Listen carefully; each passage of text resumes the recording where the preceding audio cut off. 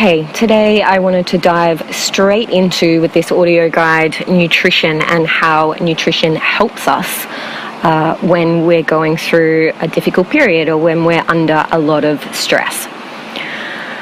The most common scenario, and you will know this about yourself and you'll possibly know this about other people, is that the getting started part of eating well is the hardest part. The reason for that is that, there is a lot of confusing information out there about healthy eating and what that really means. There's the paleo diet, there's the vegan diet, there's detoxes, there's juice cleanses, there's fasting, there's so much information. And I want to break that down today and just give you some really simple philosophies to live by. So most of the reason that we don't get started is that we're confused. The other reason is that we're tired, we're exhausted, and maybe even fatigued. Why is that happening? Why are we tired, exhausted, and fatigued? Well, if you live anywhere near the modern age, chances are you have a pretty full life and schedule. There's work, there's business, there's money, there's tax, there's social commitments, there's family commitments. And then there's you, just worrying about you and your own life and your own direction and your own goals. So there's a lot to think about every day, and there's a lot to manage in your weekly schedule. What happens if we're managing all of that and then something comes along that sort of takes us off guard? Is that when we're going through this stressful period, the most common chemical reaction that we're dealing with in the body is adrenal overload. Okay, so when we don't have enough energy, or we're fatigued, or we're tired, generally what's happening is that you're releasing more adrenaline than you normally would, and that's to give you energy to keep going, to deal with what it is that you're facing. And that comes from the early human brain. So when we are in fear or we're worried about something, what the brain is doing is assessing, am I safe? And when your brain is assessing, am I safe? Do I run, or do I hide, or do I fight? That fight or flight mode that we go through when we're dealing with a stressful period of life leads to, or can lead to, an excess of adrenaline in the system, and it can make you feel very tired, because instead of using your natural energy that you would gain from, say, nutrients, and then your cells would transport those nutrients to every bodily system to keep your body running and functioning, when there's so much adrenaline in the system, we actually start to burn out. And this is what burnout really is about. It's about adrenal overload. So the tiredness, the exhaustion, and the fatigue is what stops us from starting. From starting to eat well and from supporting our body in the best possible way that we can when we're going through a difficult period. However, if we don't do that, we can actually put the body into more of an overdrive, okay? So instead of using our natural energy that we would gain from food, we start to use adrenaline as our energy. And the body starts to rely on it. And when we have too much adrenaline in our system, your nervous system tends to take a real hit. Okay, so that's one of the reasons why we want to start looking at why food is important. And I'm going to break that down for you in a minute. Like I was saying, if you live in the modern age, in a modern world, you're probably pretty short on time. And this is another well-found reason for why we don't start something, why we don't support ourselves with healthy eating. And it's probably, it's a pretty well-founded excuse. But I'm also going to, walk you through some really easy tips a little bit further into the audio about how we can work with the time issue. Because let's face it, cooking, shopping, and eating well, it does take time. But we're going to look at that a little bit further. I want to tell you a personal story. When I went through a bit of a breakdown and burnout period in my early 20s, I first tried to tackle everything that was happening mentally from a mental space. So I was only looking at the problem from a mental perspective. I saw therapists, I read self-help books, I did all of those things that we do when we're trying to deal with what's happening mentally. When there's too much to think about and the emotional surges and urges that we have are too overwhelming, we only look at it from that perspective. What I eventually figured out when that wasn't really working for me is that if I didn't recover my health, if I didn't get my energy back, I wasn't going to be able to tackle the problems, because what we're looking for when we're stressed is clarity and solutions and change.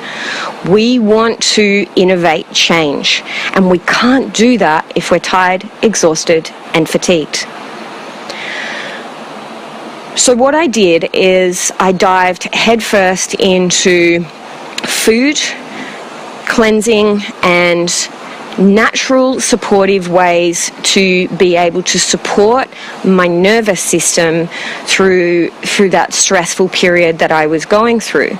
And what happened was things started to rapidly change, and that was the beginning of Alive retreats. That is where it first started. I started to realize the power of nutrients and food as my medicine. I got my energy back, I got my sleep back, I got my clarity back. And then I was able to kind of navigate the issues. But before that, I couldn't navigate the issues.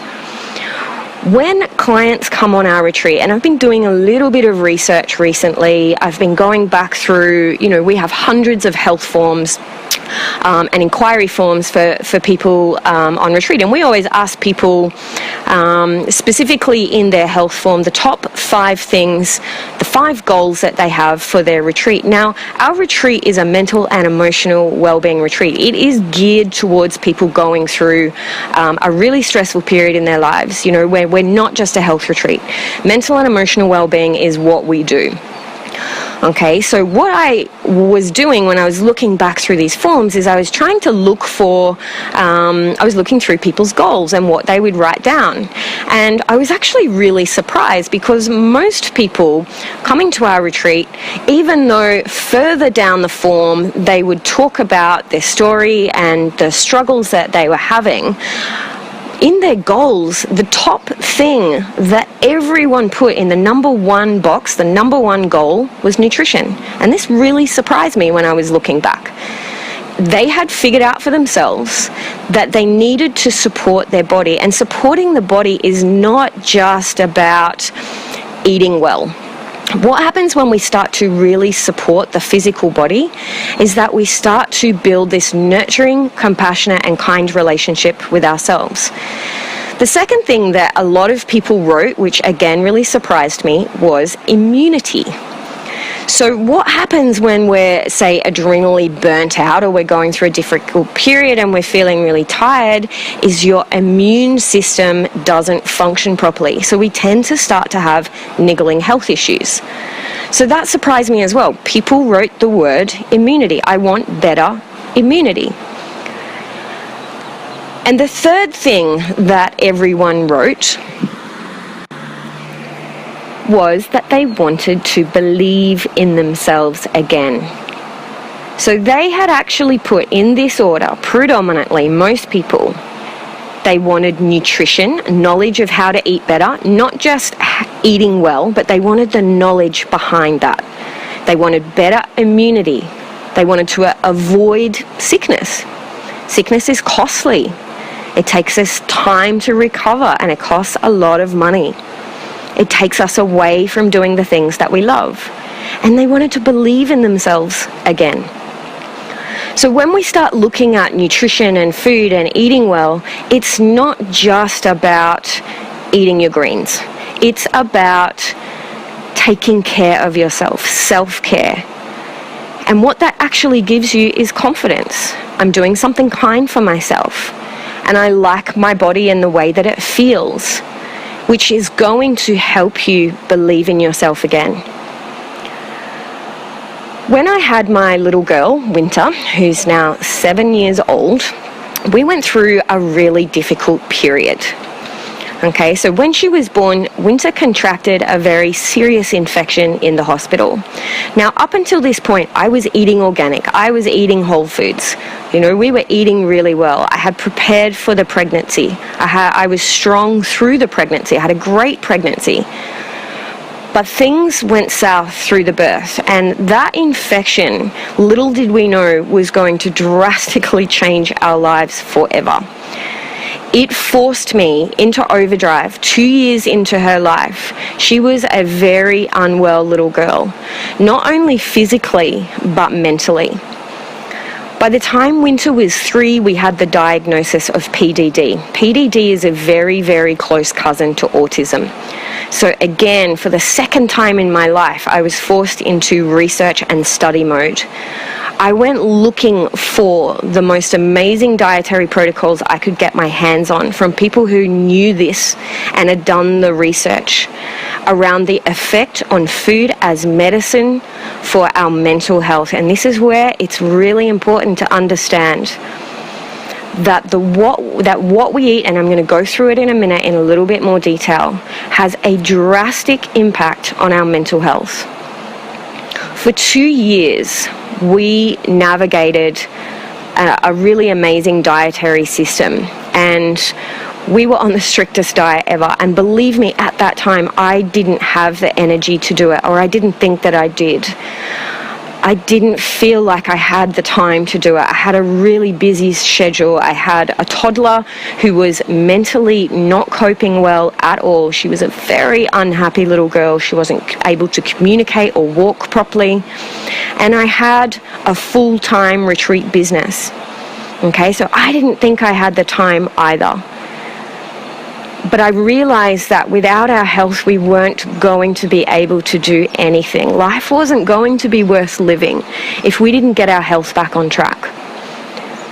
So through a couple of the dietary protocols that I trialed at that time, we were able to fully recover her health. We still live on this diet today. And I'm going to walk you through the philosophies later, that are kind of wrapped around my approach to eating and how it's going to help you formulate an easier way to look at food and what it can do for you. So please don't underestimate the power of food as your medicine.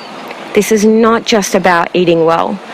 This is about you getting the energy that you need to live the life that you want. This is about you getting clarity. When we eat well, our mind is clear.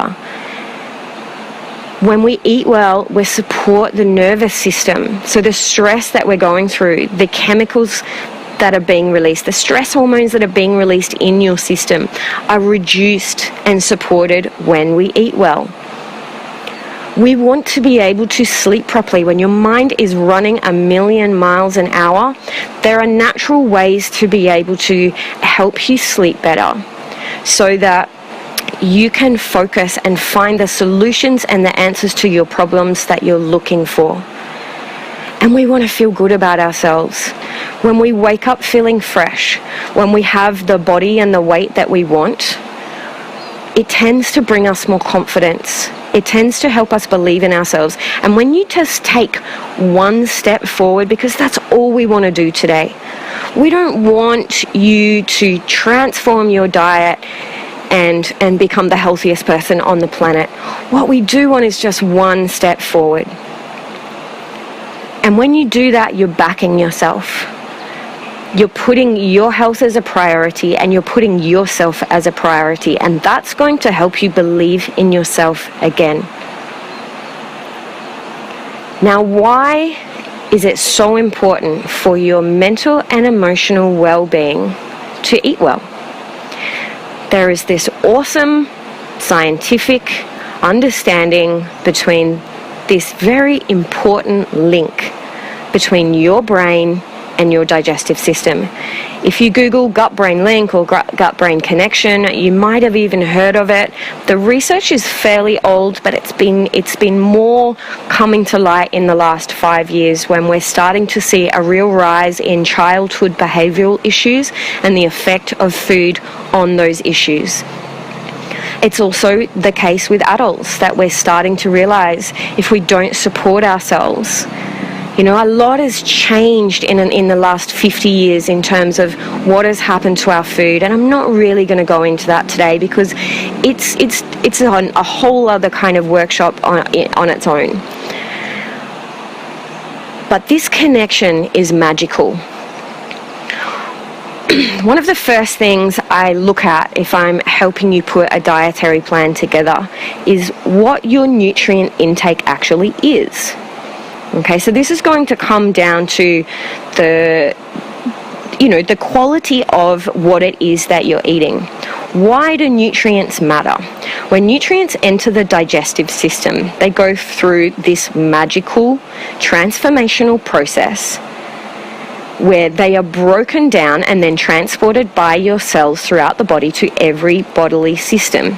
Before that happens, there is a chemical process where nutrients are transformed into neurotransmitters. Now, neurotransmitters are the magical chemical messengers that transport the chemicals that you need to be happy, content, driven, motivated, to sleep, to wake up, to go to the toilet, for your heart to beat. Neurotransmitters are responsible for all of the actions and reactions that happen mentally and emotionally in your body. So to make this really simple, 85% of that neurotransmitter factory happens in your gut. It doesn't happen in the brain, it doesn't happen anywhere else. It happens in your digestive system. So this is why we devised a diet and some philosophies to live by with food that help really support the digestive system so that the factory of neurotransmitters works properly. Cells are also incredibly important. Your cell health helps transport those neurotransmitters to where they need to go. As those neurotransmitters are transported throughout the body, they are released via your nervous system through different glands. So your thyroid, your pineal, your adrenals, your ovaries, there's all of these different glands on what we call a circuit. If you think of it like an energy circuit, the motherboard is the gut. So digestive health becomes really important, and creating a really outstanding balance of flora within that garden. If you think of your gut like a garden, what we want is for the digestive system to flourish in the same way that a garden does. So we want to plant the right seeds in that garden. Flora is responsible for your immunity. So there is a 3-kilo weight of flora that sits in the digestive system. It's quite heavy. There's quite a lot. If you think of like 3 bags of, of sugar, of 1 kilo sugar, there's quite a lot of flora that's sitting in the gut. Now that flora has to maintain a very careful balance. There has to be predominantly positive flora, and there has to be a small amount of negative flora.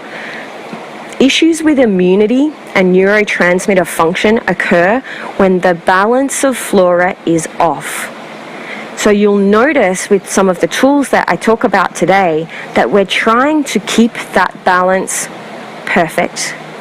When that balance flourishes in the same way that a garden needs a certain constitution in the soil for, and sunlight and water, there's certain constituents that need to be there for a garden to grow.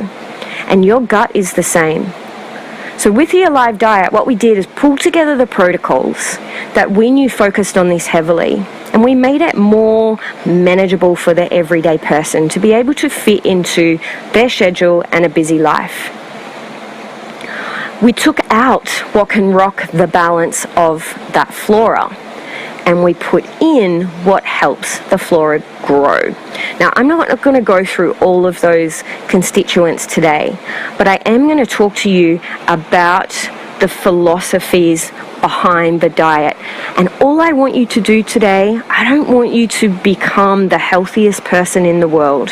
What I do want is for you to support your body by just doing one thing to get started. So let's start to break down these philosophies, keeping in mind the power of food as medicine and this very important link between your gut and your brain.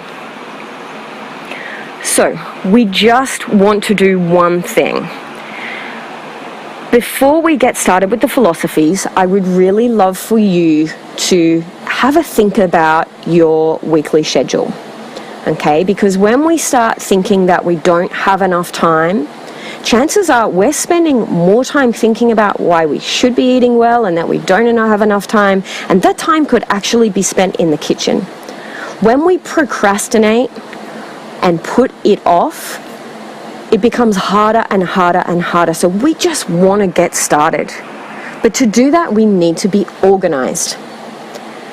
We want to have a look at your weekly schedule, and I really want you to do this. I want you to draw it up on a whiteboard. You can do it right now. You can pause the audio and you can just do it on a piece of paper.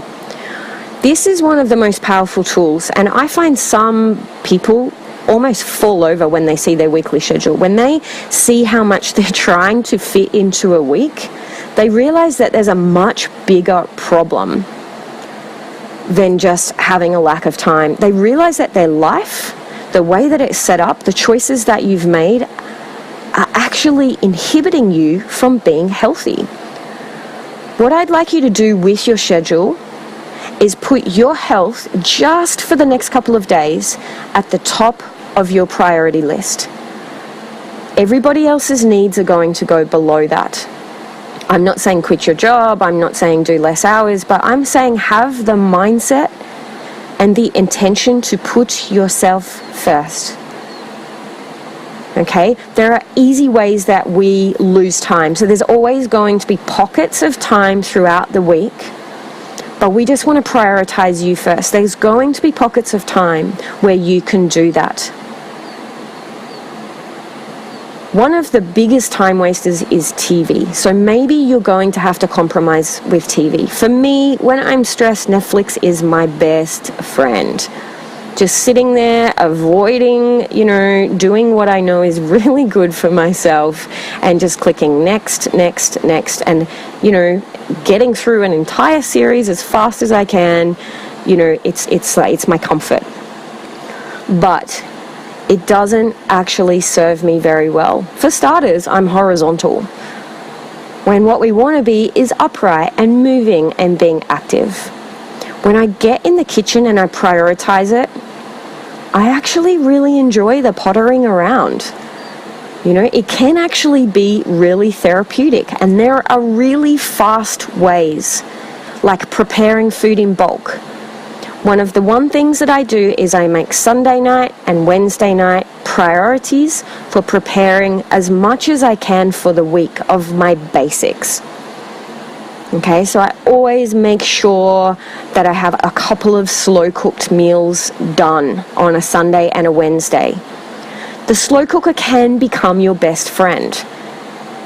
You don't even have to know how to cook with a slow cooker. One pot wonders are amazing. You can throw everything in. You can leave it on for 12 hours in the morning, before you leave for work. And when you come home, it's almost like somebody else cooked it for you. You walk through the door, you can smell the food, and it's already done. And you can pop in the fridge or in the freezer any leftovers, and you'll have extra meals. So I want you to think smart about how you can prioritize your health with your schedule. And if your schedule is that out of control that there are no pockets of time to be able to serve your body and your health and your energy and your sleep and your clarity, then we've got a bigger problem. And we'll cover that in other audios or through my blogs. When we really start to look at what's the problem, what is actually driving your stress, and getting organized to be able to start creating really momentous change in other areas of your life. But all I want you to do is just for now focus on the next 24 to 48 hours, and I want you to find pockets of time to be able to cook for yourself. Okay. When we aim to be doing our best 100% of the time, it leads to failure.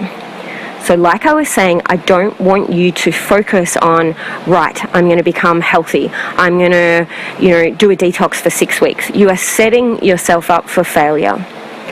We just want to start to encompass the 80-20 rule. If you read some of my blogs or some of the other audio guides, or you've even done some of my courses, you'll see this rule show up everywhere for me. But now I want to focus on using it for food. So the first 80-20 rule that I'd like you to encompass is I only want you to focus on eating well 80% of the time. Rather than thinking, I'm going to do a diet for 14 days and then you drop it and go back to how you are. My diet is designed to be permanent, but it takes time and steps to bring the diet into your lifestyle, which is why today we just want to focus on one thing. 80% of the time, do your best. 20% of the time, you are a human being. You need to allow yourself some treats. You need to allow 20% of what you love. 20% of the time, life is going to get in the way. Now, what this doesn't mean is that 20% of your diet is going to just be 2 bottles of wine and a block of chocolate. That's not a balance of 80-20. Okay, so 80% of the time, do your best with healthy eating. 20% of the time, life is going to get in the way. Be compassionate towards yourself. The 80-20 philosophies that I'm talking about now, and I'm going to go through a few more of them, are based on the body ecology system, which is one of my favorite diets. And her philosophies, Donna Gates' philosophies, made a huge impact when I was putting the Alive diet together. 80% of the time, do your best. 20% of the time, you're a human being. Gotta cut yourself some slack. 80% of what is on your plate should be foliage. So I want you to think like a caveman. I want you to think like a hunter-gatherer. 80% of your plate is foliage, so salad or vegetables, nuts and seeds. 20% is protein and fat. Now I want to clear up a myth about fat. Fat doesn't make you fat. What makes you fat is grains, sugar. Well, actually, grains do break down to sugar. Sugar, and by sugar, I mean anything that breaks down to sugar. Dairy breaks down to sugar. Grains break down to sugar. Fruit is sugar. All of those things are going to stay in your 20%, okay? 80% foliage. 20% fat and protein. For energy, if we want energy, and that's one of the things, remember, if we go back to our big desires for what we're looking for here, we all want energy. We all want to wake up refreshed. You need protein. Protein sources can be really good quality meat protein, or, you can go for things like a really good quality organic, say, tofu. But you need protein. When you don't have protein and you rely on carbohydrates and sugar for most of your energy, so if 80% of your plate is carbs and 20% is veg and protein, what happens is it's like trying to build a fire with twigs. So you get a little short burst of energy, but you don't get a long, steady burst of energy. And it actually makes your moods yo-yo up and down.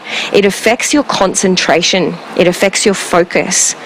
So when 80% is foliage and 20% is protein and fat, we take out this sugar yo-yo that happens. It's great for your hormones, and it is awesome for focus.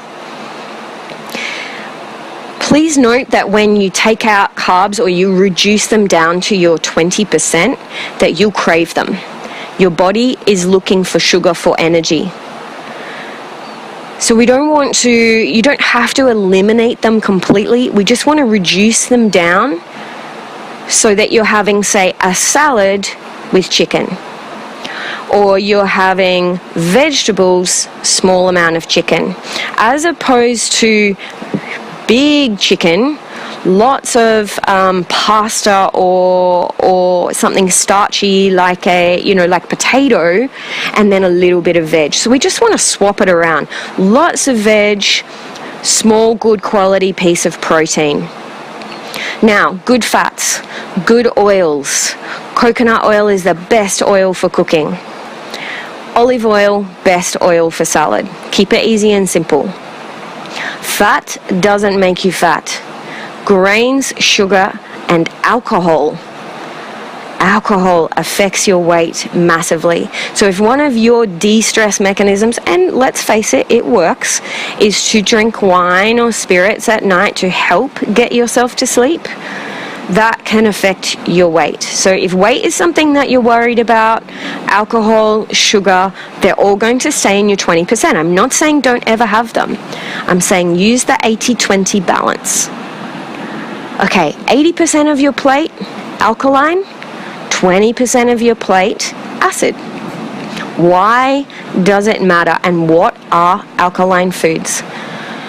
When your body is highly acidic, you create a breeding ground. If we go back to the digestive system and the gut, you create a breeding ground for negative or opportunistic flora in the gut. Remember, we want the positive flora to be predominant.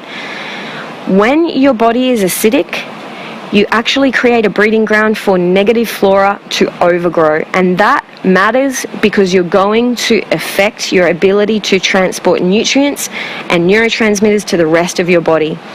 When your system is quite acidic, or most of what you eat is quite acidic, you actually end up with this breeding ground where bacteria and virus can flourish. So if immunity is one of your goals, you want to eat a predominantly alkaline diet. The easiest way to consider an alkaline foods is greens. Okay, so if we go back to foliage on your plate, having, lots of veggies and salad, we want predominantly green. Bok choy, celery, cucumber, your dark leafy greens, rocket, spinach, broccoli, peas, anything that's green, predominantly, that's the easiest way to go. If you Google right now, alkaline acid chart, you'll see some really awesome images come up on Google, like PDFs that you can download. You can print it off and stick it on your fridge. It's pretty easy to remember, but you'll see all the really good foods up the top, and you'll see things like breads and even meats are quite acidic right down the bottom, which is why we want predominantly your plate to be 80% alkaline and 20% acidic. Now, water. If you want to choose this as the one thing that you change today, if you're going to go, right, the only thing I'm doing today to get started is I'm going to eat predominantly alkaline and less acid foods, and that's just going to be your thing. The one thing that you could change is the quality of the water that you drink. Bottled plastic water, purified water, is generally, not in all cases, but generally fairly acidic. And people miss this. They can be eating really well, but their system is quite acidic. And it's the water that they're drinking. Tap water, generally fairly acidic. The easiest way to change this is to look for alkaline water and alkaline water filter. Not only will you be helping your body, you are going to help the planet by cutting plastic water out of your life. Even if you buy plastic water and you think you're doing the right thing by popping that plastic water bottle in the recycling bin, it is still completely unnecessary. So do this, if you're not going to do this for you, do this for your planet. Cut plastic water out of your life. Get yourself a metal water bottle and refill it from your own filter as often as you can. So if that is the one thing you're going to choose today, maybe you could just change your water, and you would be off to a flying start with doing something really wonderful for your body. Okay, the next 80-20 rule is eating only until you're 80% full and leaving 20% space. So what happens if being tired and fatigued is a problem that we have, yes, it comes down to adrenal burnout, but sometimes it could come down to the fact that we're overeating. Okay, I know when I'm stressed, I crave carbohydrates and comfort food like nothing else. I could literally, knock over a small child for a burger when I am stressed. I don't crave chocolate. I don't crave anything sweet, but I just really want carbs. And what happens when you eat a lot of carbs is that you tend to have that quite full feeling afterwards. Okay, so we want to reduce down the amount that you're eating to only 80%. And some people are like, well, how do I know when my stomach is 80% full? To do this, and the reason that I love this philosophy so much, is that you actually have to eat mindfully. You have to think about how you feel and how your body feels when you're eating. Most of us, if you're eating on the fly, you eat a lot of takeaway, you don't even think about where that food came from. You don't think about who grew the food. You don't think, we kind of take it for granted. There's not a lot of gratitude involved. We're just grabbing whatever we can, and we're living in our head all day, and we're just trying to get through the day to keep life going. So what I love about only eating until you're 80% full is you have to eat quite slowly. And you have to eat mindfully. You have to listen to your body and go, no, I'm done. I actually feel sustained by what I've just had, but I'm not stuffed full. When you're stuffed full, you overwork your digestive system, and you risk having a lot of food left over in the digestive system before you eat again. So you don't want to be eating unless you're hungry. So waiting for that hunger to come along, that means the enzymes, the fire in the gut is ready to break down more food. If that doesn't happen, then don't eat yet. So eating only until you're 80% full is going to allow your digestive system to do its job properly. And when that happens, it actually builds a lot of energy. We're not waking up tired because we've eaten, a massive meal at 9 o'clock at night. Okay, so starting to really connect and listen in to this amazing body that's carrying you through this life starts with listening when you're eating and really thinking about what you're eating and being grateful for the fact that, maybe we live in a country where there's an abundance of food and that someone grew this for me. The other thing about cooking for yourself is that you tend to really feel a lot more grateful for the meal. You know what's gone into it. You've put a little bit of love and tenderness into cooking for yourself. So you tend to sit down and really enjoy it because a little bit of hard work went into it. When we're grabbing things as we kind of go throughout the day and we're not thinking very much about, especially if it's packaged food, we just don't tend to kind of associate gratitude with something that comes out of a packet. It's kind of like, So 80% full, 20%, leave some space. Let your body do its work. Okay, this is not a body ecology philosophy, but this is one of my favorite philosophies. I like to figure out how fast I can get my produce from the paddock to my plate. We eat an incredible amount of food that has been flown in from other countries. And if you live in, the States, the UK, most of Europe, Australia, New Zealand, we produce enough locally for us to be able to eat pretty well. Okay, so those goji berries that, or even the quinoa, some of the new sort of fad health foods, we fly them in from other countries, generally speaking. So I like to reduce the air miles. Again, I want you to sort of think about where your food is coming from and the impact of food on the planet. To reduce the air miles and the amount of petrol that's gone into those goji berries, just try and think about how can I get produce that's come locally. And I want it so fresh that it didn't take very long for it to get from the paddock to my plate. The easiest way to do this is to shop at a farmer's market. Once you start shopping at a farmer's market, you will never go back to supermarket shopping. I can guarantee you. The food tastes different. You build an awesome connection with the local farmers. It's a beautiful thing to do on the weekend, and generally speaking, it's quite a lot cheaper.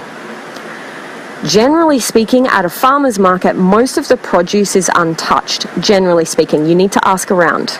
Okay, you really need to check and ask around. What you're looking for at a farmer's market is local produce that, by the way, when it's local and you know the farmer, you value it so much more. I love my farmer at the farmer's market. I love this man. I know him and his wife very well. I know their farm, and I know the hard work that he's put into growing my food for me, and I am so grateful.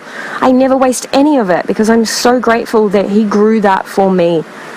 And you'll be able to source out farmers who are quite passionate about farming in the way that Mother Earth intended. Okay, they're not using genetically modified seeds. I'm not going to go into all of this now. They tend to, use safe sprays or no sprays at all. Organic, yes, awesome if you can get your hands on it at a price that you can afford. I'm really not going to go down the organic pathway right now, but paddock to plate. Can I get the food as fast as I can? As fast as I can. Okay, I'm going to talk about sugar, alcohol, and coffee. I want these to be in your 20% that you allow yourself every day.